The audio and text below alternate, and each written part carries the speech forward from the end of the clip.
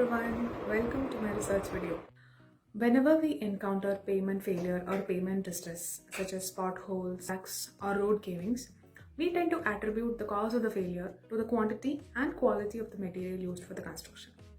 My doctoral research is based on the sticky plaque material that is used for construction of flexible payments, which is bitumen. Bitumen is manufactured from crude oil at refineries using various processes. One such process of producing paving grade bitumen is by blending the residue obtained from auxiliary units in a refinery. So what are these paving grades? In academics, marks are used to grade the performance of a student in a particular subject.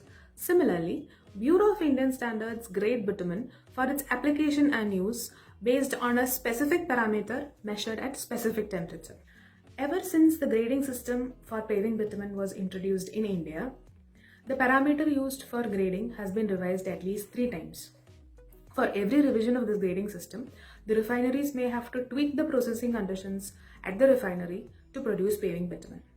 My research story begins here. In 2013, when viscosity-based grading was introduced in India, the HPCL refinery at Mumbai faced issues in producing certain paving grades using blending process. The HPCL Green R&D Center Bangalore collaborated with IIT Madras to design a rational scheme of blending to produce the 4 paving grades. The materials used for designing the blending scheme were PDA pitch, which is as hard as rock at room temperature, extract, which has a consistency of honey at room temperature, and the third material was the residue obtained from distillation unit, which is as good as bitumen but a little softer. The first task at hand was to prepare a recipe for paving grade bitumen. I had to list out the proportion of material, let us call them blend components, the temperature at which they have to be blended, and the duration of blending. There was a catch. There were constraints on the quantity of materials as well as the temperature range at which they have to be blended. Using applied statistics concepts, the blending scheme was designed. The next task at hand was to evaluate the compatibility of the blend.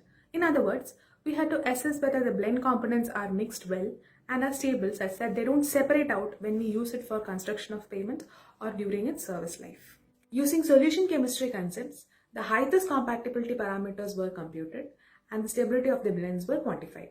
The third and the final task was to understand the in-service behavior of blended bitumen. To characterize the in-service behavior, the blended bitumen samples were subjected to large shear deformations and the response was quantified. Over a wide range of temperature, it is likely to get subjected to during its service. Using the inferences obtained by carrying out the tasks, I was able to get a better understanding of how to formulate a good recipe for better bitumen.